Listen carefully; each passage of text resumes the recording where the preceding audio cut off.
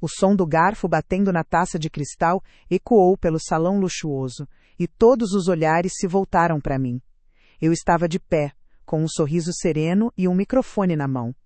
Ao meu lado, repousava uma pequena caixa de madeira envelhecida. Sofia, querida, comecei, com a voz mais firme que já tive na vida. Todos os pais dão um presente especial no casamento de uma filha. Mas como você fez questão de me lembrar, eu não sou sua mãe de verdade. Então o presente que tenho para você não é meu. É dela. Deslizei a caixa pela toalha de linho até ela, e seu sorriso radiante se desfez, substituído por uma máscara de confusão e irritação. Se só esse começo já te deixou de queixo caído, deixe seu like para me dar forças, porque a jornada para chegar até aqui foi longa e cheia de humilhações. Mas antes daquela caixa, antes daquele silêncio cortante no salão, existiu uma vida inteira. 25 anos de uma promessa que fiz a mim mesma e a uma mulher que nunca conheci. Quando me casei com Ricardo, Sofia era apenas um bebê, um pequeno ser frágil que havia perdido a mãe, Lúcia, no momento em que veio ao mundo. Eu, uma artista plástica com um futuro que parecia brilhante, olhei para aqueles olhinhos e guardei meus pincéis, minhas telas e meus sonhos em um baú. O meu novo projeto, a minha obra-prima, seria ela. Lembro-me perfeitamente do dia em que a ensinei a andar de bicicleta. As mãozinhas dela segurando o guidão com força, o medo e a excitação em seu rosto. Eu corria atrás dela, com as costas doendo, prometendo que não a deixaria cair. E quando ela finalmente se equilibrou e pedalou sozinha, seu grito de alegria foi a melodia mais linda que eu já tinha ouvido. Naquele momento, eu não era a madrasta. Eu era a mãe dela, a única que ela conhecia. As noites em claro foram inúmeras, febres altas, pesadelos, dores de crescimento. Eu passava horas ao lado de sua cama, com um pano úmido na sua testa, sussurrando histórias até que ela adormecesse em paz. Ricardo dormia no quarto ao lado. Ele sempre dizia que eu tinha mais jeito para essas coisas. A verdade é que eu simplesmente estava lá, enquanto ele se ausentava. Quando Sofia se tornou adolescente, seus desejos cresceram.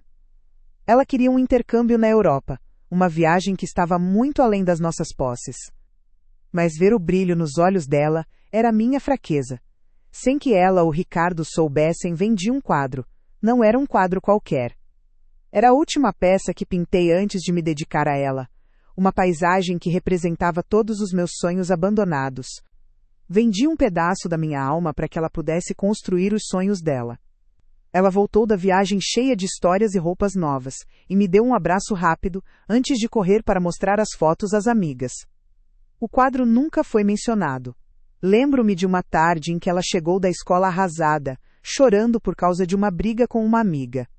Eu a abracei forte, deixei que ela molhasse meu ombro com suas lágrimas e disse, com toda a sinceridade do meu coração: "Não importa o que aconteça, querida, eu sempre estarei aqui por você." E Ricardo? Ele apenas observava, com aquele ar cansado de quem prefere a paz da omissão à turbulência da verdade. Quando eu me preocupava com a crescente arrogância de Sofia, ele sempre dizia a mesma frase como um mantra para sua própria covardia: "Deixe ela, Helena, é só uma fase." Mas não era uma fase. Era o alicerce do mundo que estávamos construindo. Um mundo onde eu era a provedora, o porto seguro, a rocha inabalável que tudo suportava. Eu financiava, cuidava, amava e perdoava. Em troca, eles apenas recebiam. Minha conta bancária, meu tempo e meu coração eram recursos que eles usavam sem pensar duas vezes, acreditando que eram infinitos. Eu dava tudo de mim, acreditando que o amor familiar era incondicional. Você também acredita nisso? Comente aqui embaixo o que família significa para você. A transição do amor incondicional para a dolorosa realidade foi sutil no começo, como uma rachadura fina em uma parede que, dia após dia, se alarga sem que ninguém perceba, até que a estrutura inteira está comprometida. Por anos eu ignorei os sinais. As pequenas farpas de desdém, os obrigada que nunca vinham, o jeito como Sofia me apresentava aos amigos como a esposa do meu pai e não como sua mãe.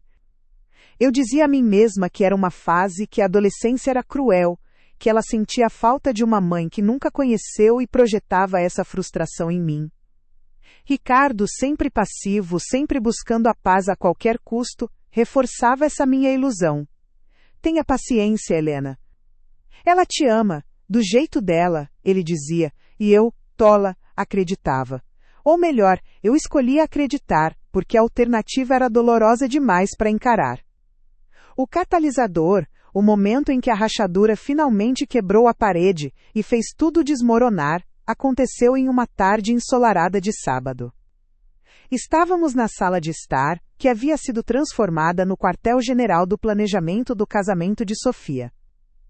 A luz entrava pelas janelas, iluminando as partículas de poeira que dançavam no ar e o brilho dos catálogos de luxo espalhados pela mesa de centro. O cheiro de café fresco se misturava ao perfume caro da minha enteada.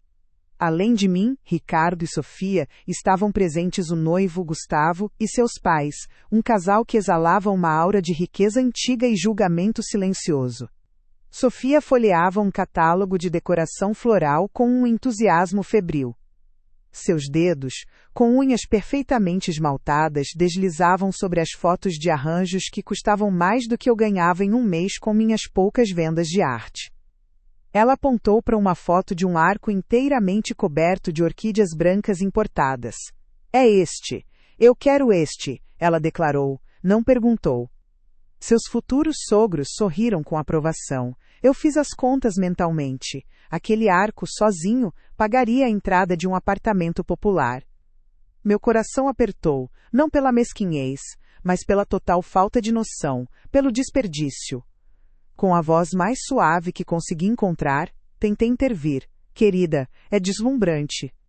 Mas eu vi uma opção no outro catálogo, com flores da estação, igualmente linda e que nos permitiria investir mais na lua de mel de vocês, talvez.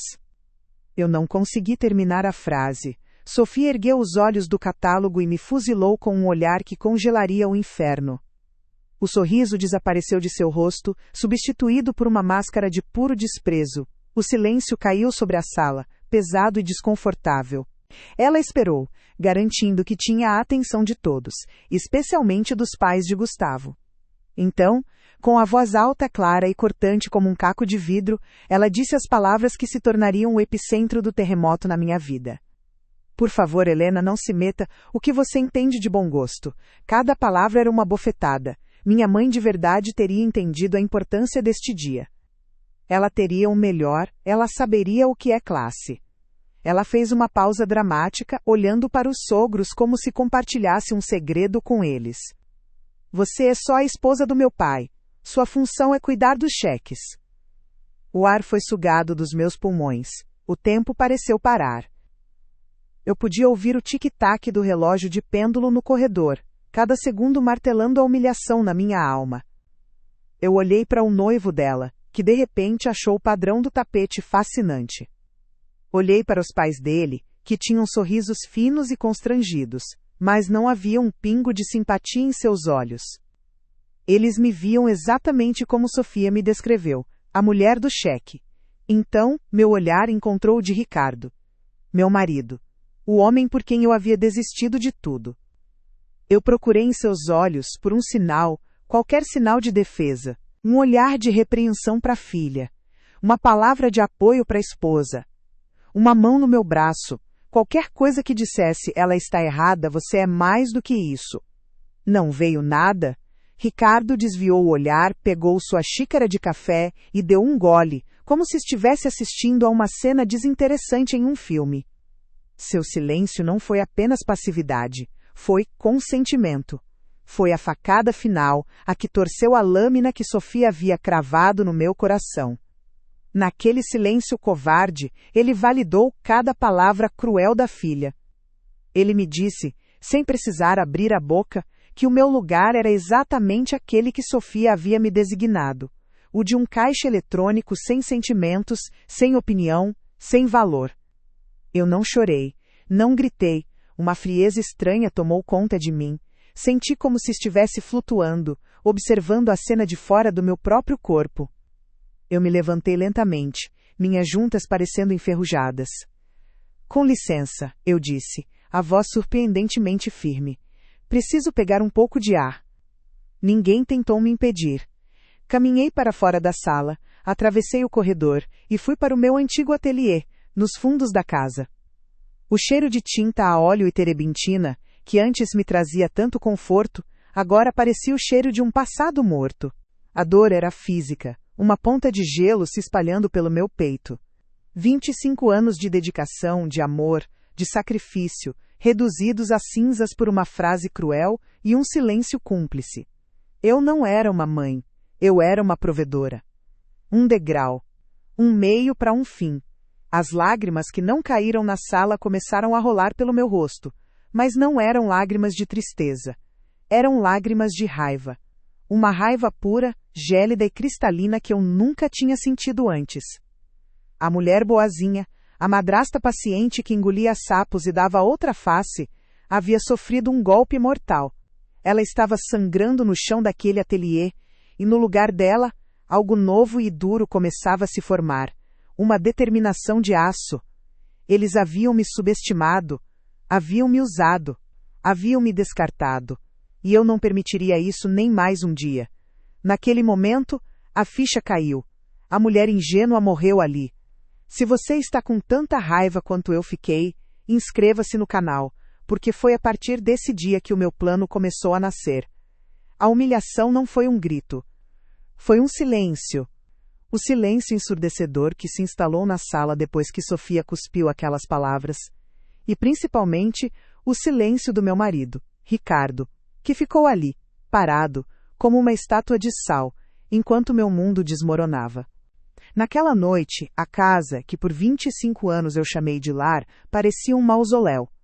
Cada objeto, cada quadro que eu pintei e pendurei nas paredes, cada móvel que escolhi com carinho, tudo parecia zombar de mim.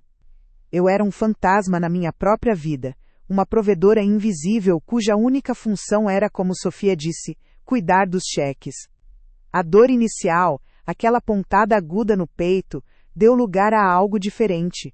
Uma frieza que começou na base da minha espinha e se espalhou por cada veia. A mulher ingênua, a Helena que acreditava que o amor e o sacrifício seriam suficientes, morreu naquela sala de jantar. Em seu lugar, nasceu uma mulher que precisava de respostas. A palavra cheques ecoava na minha mente. Era isso que eu era para eles? Um caixa eletrônico com um coração batendo? Eu decidi que descobriria a profundidade desse buraco em que eu havia me enterrado. Esperei até que a casa estivesse mergulhada na escuridão e no silêncio, quando os únicos sons eram o tic-tac de um relógio antigo e a respiração pesada de Ricardo vinda do andar de cima. Descalça, para não fazer barulho, fui até o meu pequeno escritório. Aquele espaço, que antes era meu refúgio artístico, havia se tornado um centro de operações financeiras para a família. Sentei-me na cadeira de couro gasta. O brilho do monitor do computador era a única luz no cômodo, lançando sombras longas e dançantes nas paredes. Com as mãos tremendo, não de medo, mas de uma raiva gelada, comecei a cavar. Abri planilha após planilha, extratos bancários que se estendiam por anos. Eu sempre soube que Sofia era cara, que seus gostos eram extravagantes, mas eu nunca tinha parado para somar tudo. Eu confiava, eu amava. E o amor, eu acreditava, não vinha com uma calculadora. Que tola eu fui. Os números saltavam da tela, cada um uma pequena traição. 50 mil reais no vestido de noiva que eu mal pude opinar. 20 mil em uma viagem para a Europa com as amigas, para relaxar antes do grande dia. Mensalidades de carros de luxo, faturas de cartão de crédito que pareciam listas de desejos de uma princesa mimada. Transferências com a descrição ajudinha para o aluguel de um apartamento que eu sabia que ela mal usava. Eu continuei a somar linha por linha, ano por ano. A cada clique do mouse, um pedaço da minha vida era quantificado em reais. O quadro que vendi para o intercâmbio dela. As economias da minha carreira de artista que se foram para financiar a faculdade particular mais cara do país. As joias da minha mãe que eu penhorei para dar a entrada no primeiro carro dela. Tudo estava ali, em preto e branco. A cifra final me atingiu como um soco no estômago, tirando o ar dos meus pulmões. Mais de 500 mil reais nos últimos 5 anos. R$500 mil. Não era um investimento em uma filha. Era o financiamento de uma parasita. De repente, ouvi o ranger de um degrau na escada. Meu coração disparou. Com um movimento rápido, minimizei todas as janelas. deixando a tela do computador com um protetor de tela inofensivo de paisagens. Prendi a respiração. A porta do escritório se abriu lentamente e a silhueta de Ricardo apareceu. Helena, o que está fazendo aqui a essa hora? Ele perguntou, a voz sonolenta. Apenas revisando alguns e-mails de trabalho, menti, forçando minha voz a soar calma. Não conseguia dormir. Ele se aproximou, bocejando. Ele olhou para mim, mas seu olhar era vazio. Não via a tempestade que se formava dentro de mim. Ele não via nada. Você se preocupa demais. A Sofia estava nervosa com o casamento, só isso. Ela não quis dizer aquilo. Suas palavras eram como gasolina em um incêndio. Ele não apenas não me defendeu, como agora minimizava a ferida, tentando colocar um curativo sujo sobre uma hemorragia. Assenti com a cabeça, um sorriso falso e cansado nos lábios. Você tem razão, querido. É só o estresse. Ele pareceu satisfeito com a resposta, deu um beijo na minha testa e voltou para o quarto, alheio ao fato de que a mulher que ele deixou para trás não era mais a sua esposa, mas uma investigadora em sua própria casa. Assim que ele se foi, a raiva voltou, mais forte e mais clara. Eu tinha as provas financeiras, mas precisava entender a raiz emocional. Por que tanto desprezo? Por que essa idealização de Lúcia, uma mulher que Sofia nunca conheceu? Só havia uma pessoa que poderia ter essa resposta. No dia seguinte, esperei Ricardo sair para o seu clube de golfe e Sofia ir para uma de suas provas de vestido. Com o telefone na mão, senti meu pulso acelerar. Disquei o número de Clara, a irmã de Lúcia. Ela morava em outra cidade e nos falávamos raramente, mas sempre senti nela uma tristeza compreensiva, um olhar que parecia saber mais do que dizia. Quando ela atendeu, sua voz era calorosa, mas vacilei. Como começar? Decidi pela verdade nua e crua. Despejei tudo. A humilhação na frente dos sogros, as palavras de Sofia, o silêncio de Ricardo, a minha descoberta noturna sobre as finanças. Do outro lado da linha, houve um longo silêncio, seguido por um suspiro profundo e cansado. Ah, Helena, a voz de Clara, estava carregada de uma dor antiga. Eu sinto muito, eu sempre soube que isso poderia acontecer. O que você quer dizer? Perguntei, o coração apertado. Minha irmã Lúcia, ela amava Ricardo, mas não era cega. Ela conhecia a família dele, conhecia a ganância deles, a forma como viam as pessoas. E ela sabia que Ricardo era fraco, que sempre escolheria o caminho mais fácil, sem conflitos. Clara fez uma pausa, como se escolhesse as palavras com cuidado. Desde que Sofia era pequena, Helena, eles envenenaram a mente dela.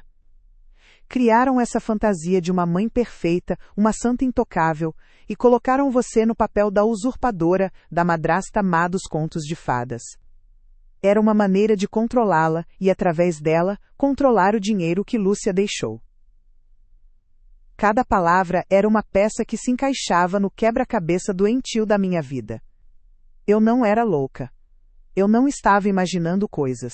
Aquilo era um plano, executado lentamente por mais de 2 décadas. Então, a voz de Clara mudou, tornando-se mais firme, mais urgente. Helena, Lúcia sabia que eles fariam isso. Ela se preocupava com o futuro de Sofia nas mãos deles. Ela deixou algo para você. Você se lembra da caixa? A caixa. A menção da palavra fez uma memória antiga e empoeirada vir à tona. Logo após a morte de Lúcia, quando eu ainda estava tentando me encontrar no papel de mãe e esposa, Clara me visitou. Ela me entregou uma pequena caixa de madeira escura, envelhecida, e disse as palavras exatas de Lúcia. Dê a ela se um dia Sofia se esquecer de quem realmente a protege. Na época, eu não entendi. Guardei a caixa no sótão, um lugar para coisas esquecidas, e com o tempo, a própria caixa foi esquecida. Até agora. Desliguei o telefone com Clara, uma nova determinação correndo em minhas veias. A dúvida havia se dissipado, substituída por uma certeza avassaladora. Eu não era apenas uma vítima de ingratidão.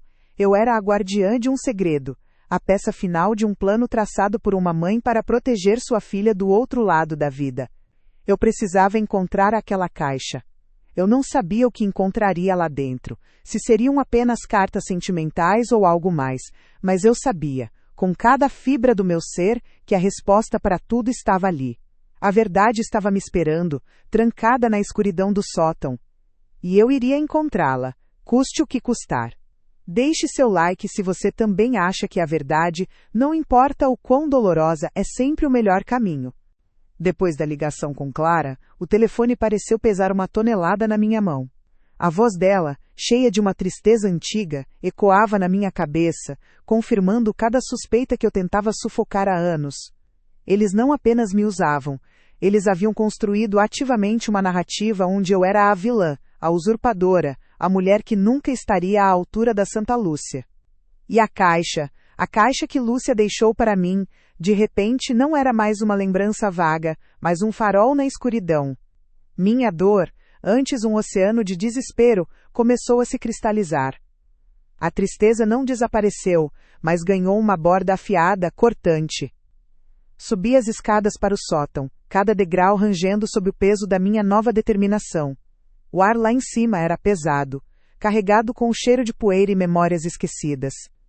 Anos de vida estavam embalados ali, brinquedos de infância da Sofia que eu mesma guardei com carinho, meus antigos cavaletes e telas cobertos por um lençol branco, fantasmas de uma carreira que abandonei por eles. Por um momento, a ironia me atingiu com força. Eu estava procurando por uma arma no mausoléu dos meus próprios sonhos sacrificados. Meus olhos varreram o espaço entulhado, procurando por algo que eu não via há mais de 20 anos. Clara disse que Lúcia a havia entregado a mim pouco depois do meu casamento com Ricardo. Eu me lembrava vagamente de receber uma pequena caixa de madeira, pensando que era um presente de casamento tardio de algum parente distante. Na época, em meio à dor do luto de Ricardo e à responsabilidade de cuidar de um bebê, eu simplesmente aguardei. Guardei e esqueci. E então, eu a vi. Enfiada no fundo de um velho baú de Vime.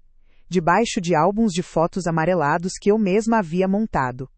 Era menor do que eu lembrava, feita de uma madeira escura e lisa, sem nenhum adorno, exceto por um pequeno fecho de latão oxidado.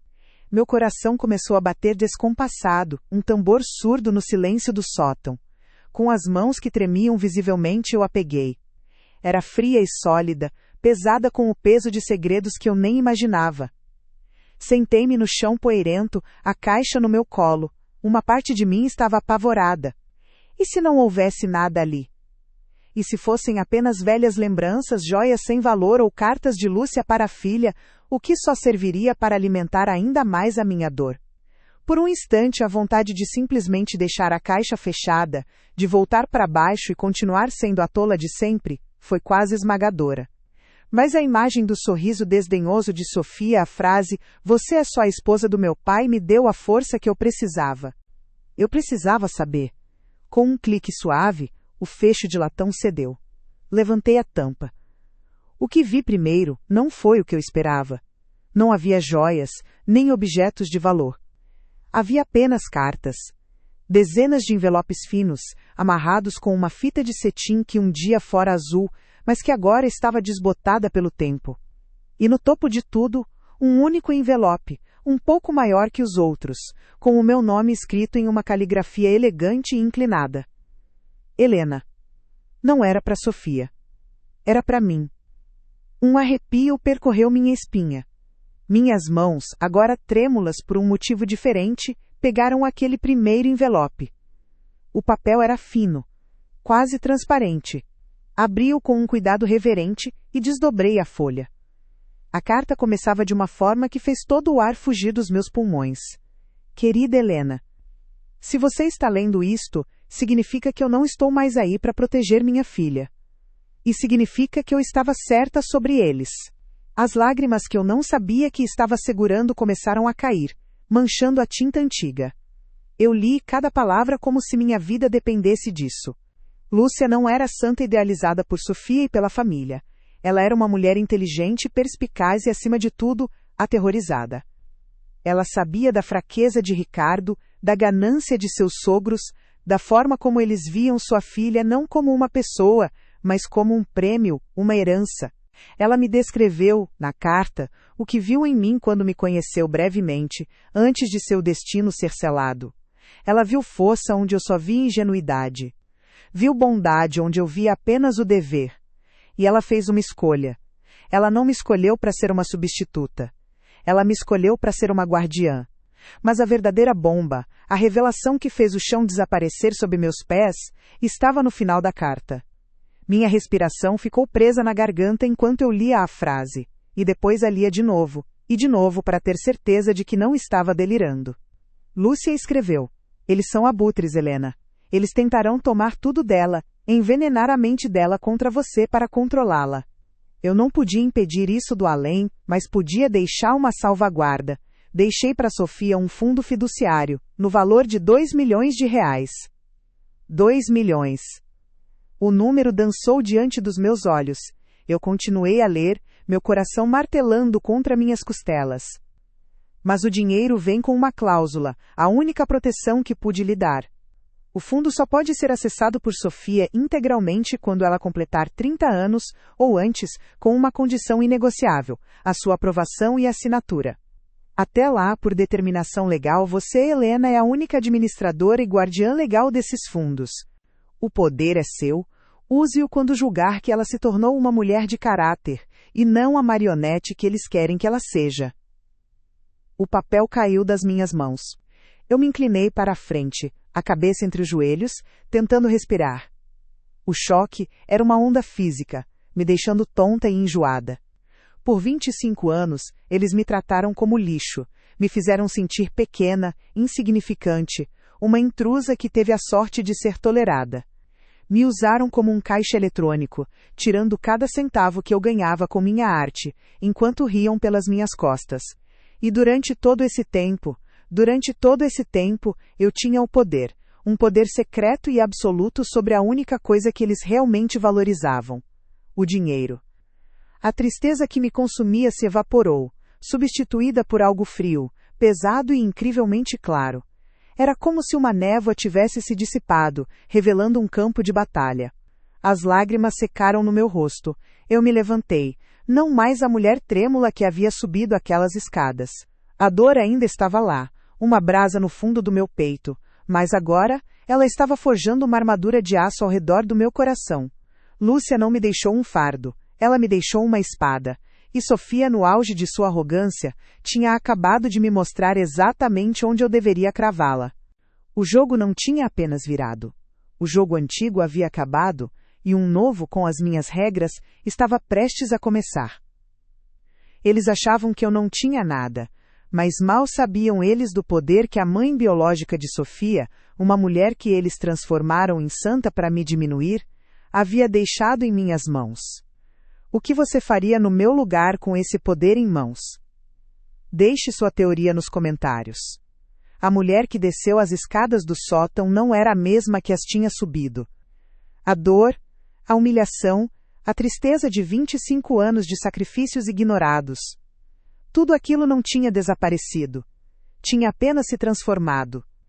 A tristeza líquida e quente tinha se solidificado, se tornado um bloco de gelo afiado dentro de mim. Eu não sentia mais vontade de chorar. Eu sentia uma clareza assustadora, uma calma que nunca antes havia experimentado. Eu segurava a caixa de madeira contra o peito, não como uma relíquia do passado, mas como um arsenal para o futuro. Lúcia não me deixou um fardo, ela me deixou um mapa e uma arma, e eu, a artista que abdicou de sua arte, estava prestes a criar minha obra-prima. Meu primeiro passo não foi movido pela raiva, mas pela lógica. Na manhã seguinte, procurei o melhor advogado de direito familiar da cidade, um homem conhecido por sua discrição e sua mente estratégica. Sentei-me em seu escritório luxuoso, com as cartas de Lúcia e a cópia do contrato do fundo fiduciário sobre a mesa de mogno polido. Contei-lhe tudo, sem omitir uma única humilhação, um único cheque assinado em silêncio, uma única lágrima engolida. Ele ouviu atentamente, seus olhos inteligentes analisando os documentos. Quando terminei, ele juntou as pontas dos dedos e me olhou por cima dos óculos. Ele não me ofereceu pêsames ou palavras de conforto. Ele me ofereceu algo muito melhor. Ele me ofereceu validação. Ele me disse que Lúcia tinha sido brilhante, e que a cláusula de caráter era uma fortaleza legal. Eu não era apenas a administradora. Eu era a guardiã moral e financeira do futuro de Sofia. O poder era, legalmente e indiscutivelmente, todo meu. Foi naquele escritório que o plano começou a tomar forma, não como uma explosão de fúria, mas como uma equação matemática. A vingança não seria um ato de paixão, mas de precisão cirúrgica. O advogado me aconselhou a não fazer nada precipitado. Impedir o casamento? Proibir os gastos? Isso seria dar a eles a chance de se fazerem de vítimas. A estratégia seria o oposto. Eu não iria lutar contra a maré de ganância deles. Eu iria alimentá-la até que ela se tornasse um tsunami que os afogaria. O casamento não seria cancelado. Pelo contrário, seria o palco perfeito para minha performance final. Seria o evento mais luxuoso, mais extravagante e mais caro que o dinheiro poderia comprar. O meu dinheiro. Voltei para casa com uma nova máscara. A máscara da madrasta dócil e derrotada. Comecei a executar a segunda fase do plano. Sofia vinha até mim com orçamentos cada vez mais absurdos, testando meus limites. Um decorador que cobrava R$50 mil. Um buffet para 200 convidados que custava o preço de um carro popular. Um vestido de noiva que era um monumento ao excesso. Para cada pedido eu sorria um sorriso cansado e dizia, claro, querida. O que for preciso para o seu dia especial. Eu vi o brilho de triunfo em seus olhos, a troca de olhares presunçosos entre ela e Ricardo. Eles achavam que eu tinha finalmente me rendido, quebrado. Mal sabiam eles que cada assinatura minha em um cheque era como um tijolo que eu assentava na prisão que estava construindo ao redor deles. Criei uma planilha detalhada, que se tornou minha Bíblia secreta. Cada centavo era meticulosamente documentado. Não como uma despesa, mas como um adiantamento. Cada nota fiscal era digitalizada e salva em uma pasta segura. As flores, a música, os convites folheados a ouro, cada item era uma evidência, uma prova da ganância desenfreada que os consumia. Eu estava construindo um dossiê irrefutável, não para um tribunal de justiça, mas para o tribunal da opinião pública, que se reuniria no dia do casamento. Eu os estava deixando se enterrarem sob o peso de seus próprios desejos. Enquanto a data se aproximava, eu me movia pela casa como um fantasma com um propósito. Ricardo chegou a me elogiar uma noite, dizendo que estava feliz por eu, finalmente ter entendido a importância da felicidade de Sofia. Apenas assenti, sentindo gelo em minhas veias. A parte mais crucial do plano foi a preparação das provas. Levei a carta principal de Lúcia, aquela que me nomeava protetora, e o contrato do fundo fiduciário a um cartório. Pedi cópias autenticadas. O oficial carimbou os papéis com um baque surdo, e aquele som para mim foi o som de uma sentença sendo selada. Guardei os originais em um cofre no banco e coloquei uma das cópias autenticadas dentro da pequena caixa de madeira, junto com a carta original. A caixa não seria apenas um presente simbólico, seria a prova física e legal da minha jogada final. A vingança não seria gritar ou acusar. Seria expor a verdade de forma calma e metódica. Seria usar a própria arrogância deles como a arma que os destruiria. Eles queriam um espetáculo? Eu lhes daria um espetáculo inesquecível. Eu seria a diretora, a roteirista e a atriz principal de uma peça onde os vilões não saberiam que estavam no palco até a cortina cair sobre suas cabeças. A mulher que eles viam como um caixa eletrônico sem alma, estava na verdade calculando cada variável, antecipando cada movimento, preparando o checkmate mais público e humilhante que eles jamais poderiam imaginar. Cada passo foi friamente calculado para garantir que a queda deles fosse espetacular. Se você não quer perder o desfecho dessa história, agora é a hora de se inscrever. A mulher que voltou daquela reunião com o advogado não era a mesma que havia saído de casa horas antes, com os ombros curvados pelo peso da humilhação. A Helena frágil, a artista que abdicou de seus sonhos, a mulher que chorava em silêncio no seu ateliê empoeirado, morreu naquela sala de reuniões, sob a luz fria das lâmpadas fluorescentes. Em seu lugar, nasceu uma estrategista. Uma mulher com um propósito de aço e um coração que agora batia num ritmo frio e compassado. Meu luto pela família que eu achava ter havia terminado. Agora, era hora de planejar o funeral da arrogância deles. O meu primeiro ato nesse novo teatro foi o mais difícil, vestir a máscara da submissão. Eu precisava que eles acreditassem que haviam me quebrado de vez. E, para minha surpresa, foi assustadoramente fácil. A arrogância deles era tão grande que os cegava completamente. A primeira prova veio alguns dias depois. Sofia me encurralou na sala de estar, com seu tablet na mão e um brilho predatório nos olhos. Ela me mostrou a foto de um arranjo de flores para o casamento, uma cascata de orquídeas raras e lírios importados que custava o equivalente a um carro popular. Ela esperava uma discussão, um apelo ao bom senso. Ela estava pronta para a batalha, com os argumentos na ponta da língua para me chamar de mesquinha e sem classe. Eu olhei para a foto, depois para o rosto dela, e sorri. Foi um sorriso pequeno, cansado, o sorriso de alguém que desistiu de lutar. É lindo, querida, eu disse com a voz suave. Se é isso que vai te fazer feliz, então é isso que você terá. Onde eu assino? O queixo de Sofia caiu por um segundo. A confusão em seu rosto foi um espetáculo silencioso que eu saboreei por dentro. Ela se recompôs rapidamente, substituindo a surpresa por um ar de triunfo. Ótimo! Sabia que uma hora você ia entender, ela disse, com desdém. Ela não viu a minha vitória, apenas a sua. Perfeito. Naquela noite, durante o jantar, Ricardo colocou a mão sobre a minha, um gesto que não fazia anos. Fiquei sabendo que você foi muito compreensiva com a Sofia hoje, ele disse, com um tom paternalista que antes me feria, mas que agora soava como música. Estou orgulhoso de você, Helena. Finalmente está entendendo qual é o seu lugar, o de apoiar a nossa família. É assim que mantemos a paz. Eu apenas sorri e assenti, enquanto por dentro, uma voz fria sussurrava. A paz? Oh, meu caro, a paz é a última coisa que vocês terão. As semanas seguintes se transformaram em um desfile de excessos. A cada dia, uma nova exigência, um novo cheque, uma nova fatura exorbitante. O buffet mais caro da cidade, o fotógrafo das celebridades, as lembrancinhas folheadas a ouro. Para cada pedido, minha resposta era a mesma. Um sorriso dócil e uma assinatura. Eu me tornei um cofre aberto, uma fonte inesgotável de recursos, e eles se deleitavam com isso. Eu ouvia Sofia ao telefone com as amigas, gabando-se de como havia domado a madrasta. Ela dizia, com a voz carregada de desprezo. Ela finalmente percebeu que não tem poder nenhum aqui. Eu peço, e ela obedece. É como treinar um cachorrinho. Eu estava na cozinha, preparando um lanche para ela, e precisei me segurar na bancada para não rir. O veneno na voz dela era o meu combustível. Cada palavra de zombaria era mais uma prova para o meu dossiê invisível. Ricardo, por sua vez, vivia em um estado de alívio ignorante.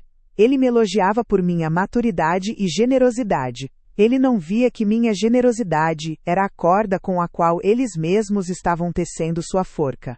Ele via minha calma e a confundia com derrota. Ele não percebia que o silêncio do mar antes de um tsunami não é paz, é um aviso. A armadilha estava quase completa. Cada gasto, cada fatura, cada comprovante de transferência estava cuidadosamente arquivado pelo meu advogado. Eu não estava apenas pagando por um casamento. Eu estava construindo a mais bela e cara das prisões. A noite antes do grande dia foi o ápice da audácia deles. Estávamos finalizando os últimos detalhes quando Sofia se virou para mim, com a expressão mais inocente que conseguiu forjar. Sabe, Helena, eu estava pensando, o carro que o papai me deu quando passei na faculdade já está tão velhinho. Um presente de casamento de verdade seria um carro novo. Um conversível, talvez. Branco, para combinar com o meu futuro. Ricardo olhou para mim, esperando que eu explodisse, que aquele fosse o limite. Mas o limite já havia sido cruzado há muito tempo. A antiga Helena teria chorado, teria discutido. A nova Helena via apenas a jogada final, o cheque-mate se aproximando. Eu mantive meu sorriso sereno, um sorriso que agora me pertencia, uma arma afiada disfarçada de gentileza. Olhei nos olhos dela os mesmos olhos que um dia eu ensinei a ver o mundo, agora turvos pela ganância. Claro, querida, eu disse, minha voz soando como mel. Você merece tudo de bom, amanhã no seu grande dia pode deixar, nós teremos uma grande surpresa para você. O sorriso que se espalhou pelo rosto de Sofia e Ricardo foi de pura vitória. Eles se olharam, cúmplices, acreditando ter extraído a última gota de dignidade e dinheiro de mim. Eles viram um carro novo, um símbolo de status, a confirmação final de seu poder sobre mim. Mal sabiam eles que a surpresa não viria com 4 rodas e um laço vermelho. Viria numa pequena caixa de madeira, cheia de verdade e de consequências. A armadilha estava pronta. A isca havia sido engolida. Eles morderam a isca convencidos de que tinham vencido. Mal podiam esperar. Deixe um like se você também mal pode esperar pelo que vem a seguir. O salão de festas, que momentos antes era um palco de risos forçados e conversas superficiais, agora estava mergulhado em um silêncio pesado e expectante. 200 pares de olhos estavam fixos em mim, Helena, a madrasta que finalmente havia encontrado sua voz. Eu me levantei, e o som suave do meu garfo contra a taça de cristal silenciou o zumbido restante. Meu coração não batia de nervosismo, mas com a precisão fria de um relógio marcando a hora de uma execução. Ao meu lado, na mesa principal, adornada com lírios brancos e talheres de prata, repousava a pequena caixa de madeira, envelhecida pelo tempo e pelo peso dos segredos que guardava. Sofia me olhava com uma impaciência mal disfarçada. Seu sorriso de noiva, ensaiado por meses, vacilou por um instante. Ela esperava um discurso cheio de lágrimas e elogios vazios, uma última performance da tola que pagava suas contas. Ricardo, meu marido, parecia aliviado, acreditando que a minha submissão das últimas semanas era definitiva. Pobres almas ingênuas. Eu peguei o microfone. Minha mão estava firme. Minha voz, quando saiu, não tremeu. Era calma, clara e cortante. Sofia, querida, comecei, e um sorriso genuíno, o primeiro em muito tempo, tocou meus lábios. Todos os pais dão um presente especial no casamento de uma filha. É um momento de tradição, de passar um legado. Mas como você fez questão de me lembrar, na frente de todos, eu não sou sua, mãe de verdade. As palavras pairaram no ar, carregadas de veneno. Vi um rubor de irritação subir pelo pescoço de Sofia. Os sogros dela trocaram um olhar desconfortável. Continuei. Sem pressa. Então, o presente que tenho para você não é meu. É dela. Com um movimento deliberado, deslizei a caixa de madeira pela toalha de seda branca. Ela parou bem na frente do prato intocado de Sofia. O sorriso da noiva desapareceu por completo, substituído por uma máscara de confusão e desprezo. Ela estendeu a mão para pegar a caixa, mas eu levantei um dedo. Ah, não, querida. Este é um presente que deve ser compartilhado. Com uma calma que apavorou até a mim mesma, abri a caixa. Dentro, o papel amarelado das cartas de Lúcia. Retirei a primeira, a principal, a que meu advogado e eu havíamos lido dezenas de vezes. O salão prendeu a respiração coletivamente. Esta é uma carta de sua mãe, Lúcia, anunciei para os 200 convidados, escrita para mim algumas semanas antes de você nascer. A mandíbula de Sofia travou. Ricardo ficou pálido. Comecei a ler, minha voz projetada pelo sistema de som para alcançar cada canto daquele salão luxuoso. Querida Helena, li em voz alta. Se você está lendo isso, significa que eu não consegui. Mas meu maior consolo é saber que minha filha estará em suas mãos. Eu escolhi você, Helena. Eu investiguei, eu observei, e eu vi a força e a bondade em você que faltam em tantos ao meu redor. Por favor, ame minha Sofia como se fosse sua. Fiz uma pausa. O silêncio no salão era tão denso que podia ser cortado com uma faca de bolo. Olhei diretamente para Sofia, cujos olhos estavam arregalados de choque. A mulher que ela idolatrava, a mãe perfeita de sua fantasia, não só me conhecia, como havia me escolhido. A base de sua arrogância começou a rachar. Continuei a leitura, e minhas palavras se tornaram lâminas. Eu lhe peço um favor ainda maior. Proteja minha filha, proteja-a da ganância da minha própria família, e lamento dizer, da fraqueza de seu pai. Vi Ricardo ao lado dela, o rosto perdendo a cor, tornando-se uma máscara pálida de pânico. Ele tentou se levantar, mas o olhar que lhe lancei o pregou na cadeira. Eles a verão como um prêmio, um símbolo, ensine-a a ter valor por quem ela é, não pelo que ela pode herdar.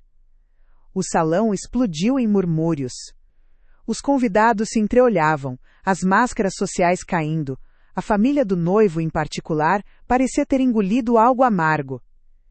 Mas eu ainda não havia terminado. O golpe final estava por vir. Dobrei a carta lentamente e a coloquei de volta na caixa. Para garantir que Sofia tivesse um futuro seguro, longe dos abutres que sua mãe tanto temia, continuei, minha voz agora ressoando com um poder inegável. Lúcia deixou um fundo fiduciário em seu nome. Um valor de R$2 milhões. Um suspiro coletivo varreu o ambiente. Os olhos do noivo e de seus pais, que até então me olhavam com condescendência, brilharam com uma nova luz, uma luz feia e gananciosa. Sofia, por um segundo, pareceu esquecer a humilhação, um vislumbre de triunfo em seu rosto. Ela achou que tinha vencido.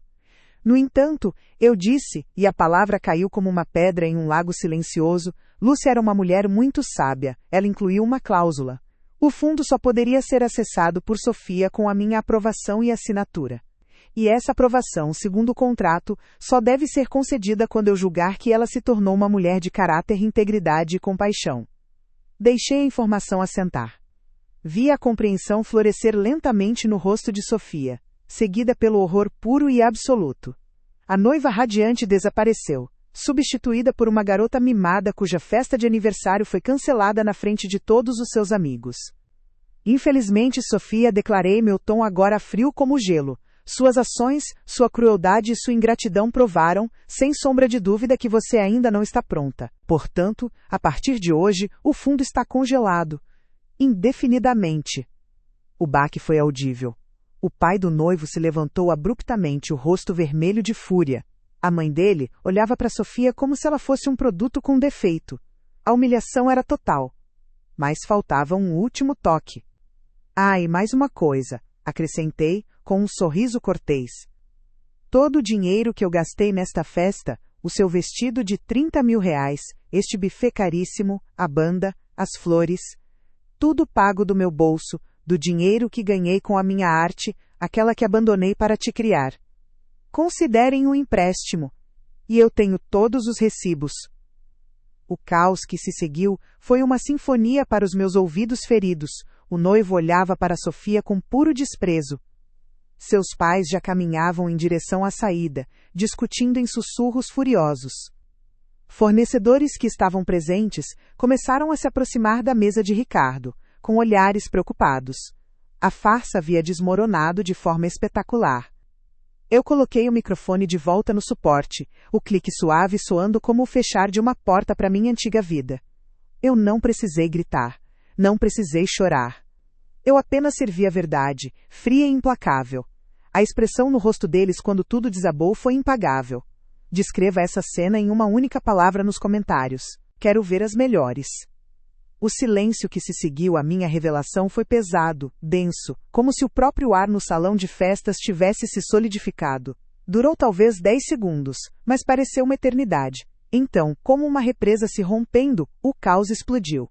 O primeiro som foi o de um talher caindo, um ruído metálico e estridente que quebrou o feitiço.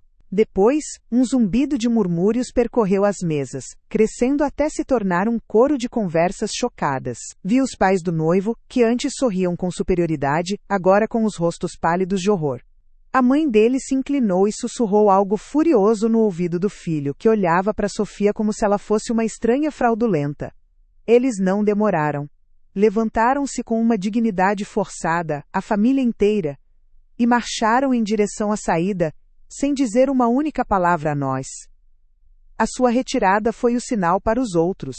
Em minutos, o salão de festas, que custou o preço de um apartamento, começou a se esvaziar. Convidados desviavam o olhar de Sofia, alguns com pena, outros com um desprezo mal disfarçado. A decoradora, pálida, aproximou-se de Ricardo, com uma prancheta na mão e um olhar que exigia respostas e principalmente pagamento.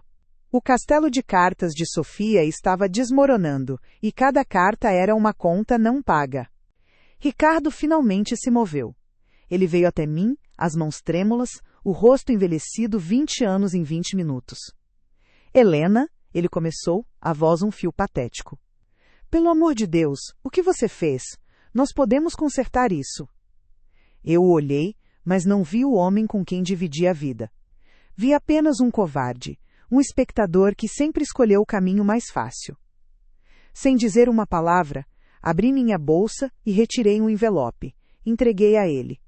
Eram os papéis do divórcio, já assinados por mim. Não, Ricardo. Eu disse com uma calma que o assustou. Nós não podemos. Você e eu acabamos aqui. Foi então que Sofia reagiu. O choque deu lugar a uma fúria selvagem. Com o vestido de 30 mil reais agora amassado e o rosto manchado por lágrimas de raiva, ela correu até mim. Você arruinou a minha vida, ela gritou, a voz estridente cortando o barulho do salão. Você sempre me odiou, fez tudo isso por inveja. Você nunca quis que eu fosse feliz.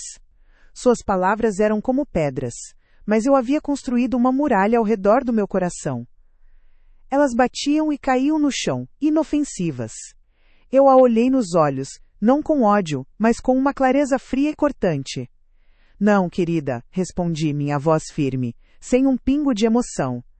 Eu apenas parei de financiar a sua farsa. Sua mãe de verdade queria que você se tornasse uma grande mulher, não uma criança mimada. O caminho para isso começa agora, sozinha. Dei as costas para ela, para Ricardo, para o salão em ruínas que era um espelho perfeito de suas vidas. Enquanto eu caminhava em direção à saída, ouvi o som de um soluço desesperado de Sofia, um lamento que não me comoveu. Era o som de uma consequência inevitável.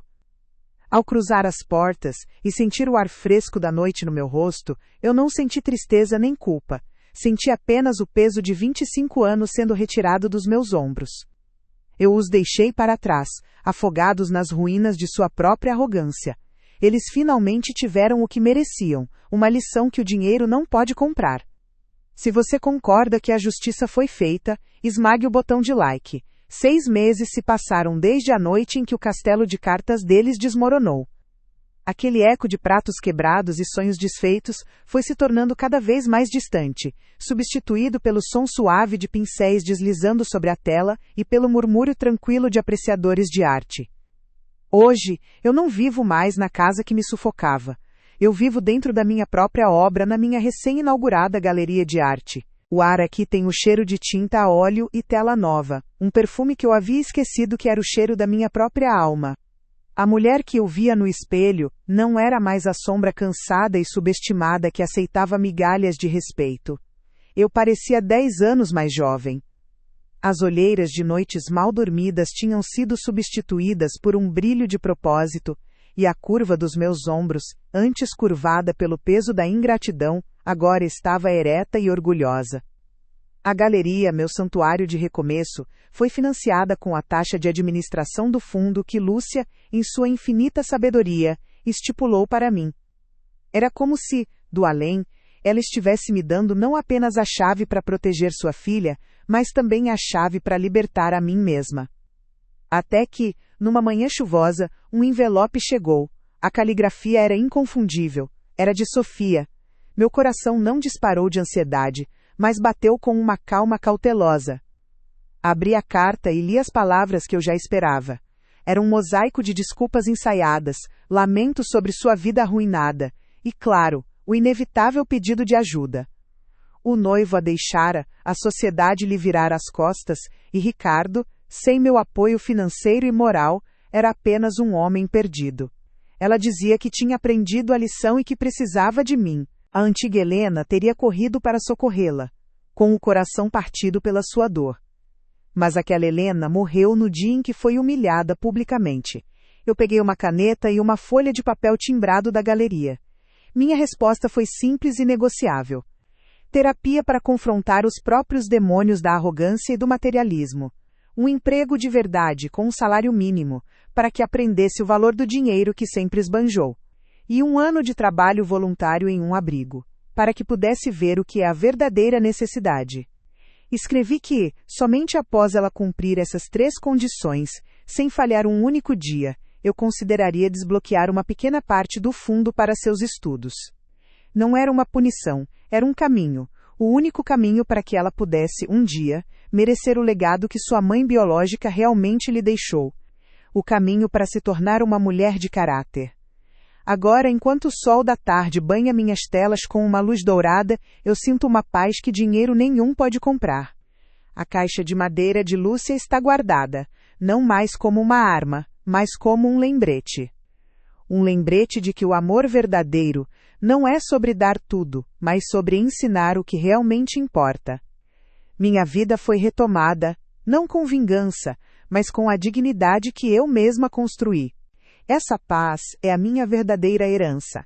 Aprendi da forma mais difícil que o maior investimento que podemos fazer é em nossa própria paz. Se essa história te tocou, inscreva-se para mais relatos como este e me diga de qual cidade você me assistiu.